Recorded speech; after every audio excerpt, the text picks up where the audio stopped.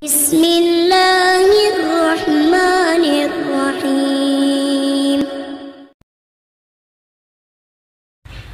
Nah, ini ada beberapa pertanyaan yang sebetulnya sama tentang orang yang pengen move on dari dosa. Dia kayak ngerasa hina banget karena melakukan dosa yang berulang kali, melakukan dosa yang sangat-sangat membuat dia malu. Terus gimana cara biar move on? Ada lagi yang bilang gini, saya tuh pernah melakukan dosa besar dengan pacar saya, terus saya sadar akhirnya saya putusin dia. Tapi setelah mutusin dia, saya nggak kuat, saya pengen balikan berbuat dosa lagi yang sama. Terus sekarang saya mutusin dia lagi karena nyesel. Udah gitu dia kayak ngejar-ngejar saya dan minta pertanggungjawaban dari saya karena dia ngerasa udah saya rusak. Gimana dong Ustadz? Masya Allah ya, luar biasa. Teman-teman yang dirahmati Allah SWT, ini khusus buat teman-teman yang masih, alhamdulillah Allah selamatkan dari dosa-dosa besar ya. Itulah kenapa Allah mengatakan wala taqrabuz zina, jangan dekati zina. Apa maksud dari dekati zina? Pacaran.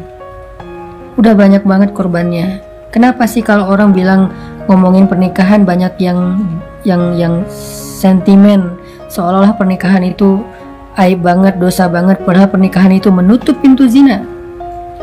Walaupun ada sih yang selingkuh, ada juga sih yang macam-macam, tapi maksudnya setidaknya dia sudah menutup banyak pintu-pintu zina. Giliran ngomongin pacaran, orang pada ngedukung, padahal korban dari pacaran itu udah banyak. Jadi nggak salah banget, Allah tuh maha tahu lah. Allah bilang la taqrabuz zina, bukan la tazni, tapi la taqrabuz zina. Bukan jangan berzina, tapi jangan dekati zina. Apa dekati zina tuh? Pacaran, hubungan yang tadi TTM, yang membuat rumah tangga kita rusak, rumah tangga orang lain rusak, dan seterusnya. Gimana tuh kalau kayak gitu? Apa kita mau kalau keluarga kita diperlakukan orang lain kayak gitu? Makanya jangan dekati zina, jangan dekati dosa-dosa itu, jangan didekatin dosa-dosa besar itu. Kenapa? Walaupun kita pede banget bilang saya nggak akan terjerumus, tapi setan itu licik dan gak akan berhenti untuk menggiring kita setahap, selangkah demi selangkah sampai terjerumus dan akhirnya nyesel. La taqrabuz zina. Jadi buat teman-teman yang masih Allah jaga, jangan dekat-dekat. Kenapa? Kalau udah terlanjur melakukan itu, hidup kita tuh berantakan. Bener banget, yakin deh, hidup kita tuh berantakan. Kalau udah terlanjur berbuat dosa itu, hidup kita berantakan. Kalau kemudian kita menutupnya dengan menikah, rumah tangga kita berantakan. Terus gimana Ustadz? Gak ada yang lebih baik daripada orang yang meninggalkan dosa, lalu baru yang bertobat dari dosa. Ada dua tingkatan. Yang satu, meninggalkan dosa. Yang kedua, bertobat dari dosa. Mana di antara dua ini yang lebih baik? Yang pertama, yang meninggalkan dosa, yang gak mau berbuat dosa itu. Yang kedua baik, tapi yang pertama jauh lebih baik. Jangan kita gampangin lah, gampang nanti bisa taubat. Pertama, ya kalau kita masih punya kesempatan. Kedua, ya kalau ternyata hati kita terbuka untuk taubat, kalau udah keenakan dengan dosa. Dan yang ketiga, tetap orang yang meninggalkan dosa lebih baik dan lebih utama daripada orang yang bertaubat dari dosa, walaupun dua-duanya baik.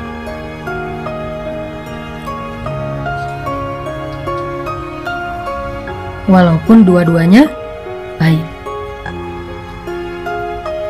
Terus gimana kalau kita udah terlanjur Ustadz? Buat yang udah terlanjur, Allah Subhanahu wa ta'ala berfirman, qul ya ibadiyalladzina asrafu ala anfusihim, katakanlah wahai hamba-hambaku yang telah banyak dosa, melampaui batas, menzolimi diri sendiri. Allah memanggil orang-orang yang merasa banyak dosa. Qul ya ibadiyalladzina asrafu ala anfusihim, wahai hamba-hambaku yang banyak dosa, kata Allah, yang berzina, yang datang ke dukun, yang syirik, yang durhaka sama orang tua, yang mencuri, yang membunuh, yang makan riba, yang banyak dosa, berbagai macam dosa yang gak kebayang. La taqnatu min rahmatillah. Jangan berputus asa dari rahmat Allah. Innallaha yaghfirudz dzunuba jami'a. Sesungguhnya Allah mengampuni semua dosa. Gak ada dosa yang gak diampuni sama Allah. Tapi saya pernah syirik, Ustadz. Allah mengampuni semua dosa, termasuk syirik. Syirik itu baru gak diampuni kalau dia mati dalam keadaan itu dan belum bertaubat. Kalau dia bertaubat, semua diampuni. Termasuk riba. Durhaka sama orang tua, termasuk durhaka sama orang tua. Berzina berkali-kali, ya, kalau dia taubatnya sungguh-sungguh. Kalau dia mengulangi lagi, berarti belum diampuni dosanya. Kalau dia sungguh-sungguh, syaratnya taubatan nasuha itu dia benar-benar tinggalin tuh dosa. Dia berjuang meninggalin dosa itu, apakah dengan pergi dari sana, apakah dengan delkon, apakah dengan ganti nomor, apakah tutup sosial media, tutup semua akses informasi, agar nggak berinteraksi lagi dengan orang yang membuat kita terjerumus kepada dosa. Tinggalkan segala masa lalu, fokus untuk memperbaiki diri di hadapan Allah. Kalau itu taubatnya, Allah bilang, Innallaha yaghfirudz dzunuba jami'a. Allah mengampuni dosa semua. Allah mengampuni semua dosa. Dan Allah mengatakan di akhir ayat itu, Innahu wal ghafurur rahim. Sesungguhnya dialah yang maha pengampun, lagi maha penyayang. Dia maha pengampun dan dia maha penyayang.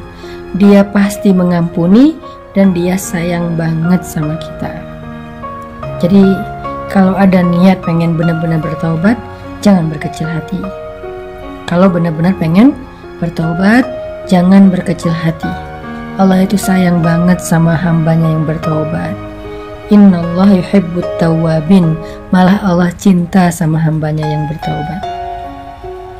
Wa yuhibbul mutatahhirin. Allah cinta kepada hambanya yang pengen membersihkan dirinya. Dan untuk bisa meninggalkan dosa zina itu, baik sebelum dia menikah maupun setelah dia menikah, coba renungkan satu kisah Nabi ini. Ada seorang laki-laki berteriak di dalam Masjid Nabawi dengan mengatakan, "Wahai Rasulullah, izinkan saya berzina," kata dia. "Wahai Rasulullah, izinkan saya berzina," kata dia. Semua sahabat yang mendengar ini kaget. Kemudian mereka marah karena lancang sekali laki-laki ini minta izin kepada Nabi untuk berzina. Yang udah pasti itu adalah dosa besar. Aneh kan pertanyaannya, izinkan saya berzina ya Rasul. Semua sahabat kaget, bahkan sebagian sahabat itu udah pengen mukul, udah pengen nonjok, udah ngeluarin pedang setengah sarung. Nabi juga kaget, tapi Nabi bijak. Nabi mengatakan, "Udnu, dekatlah ke saya, kesinilah." Akhirnya dia mendekat, datang ke arah Nabi, duduk di sini, kata Nabi. Dia duduk di depan Nabi sampai bertaut lututnya dengan lutut Nabi. Kemudian Nabi bertanya dengan suara yang lembut, karena Nabi ingin melembutkan hati orang ini.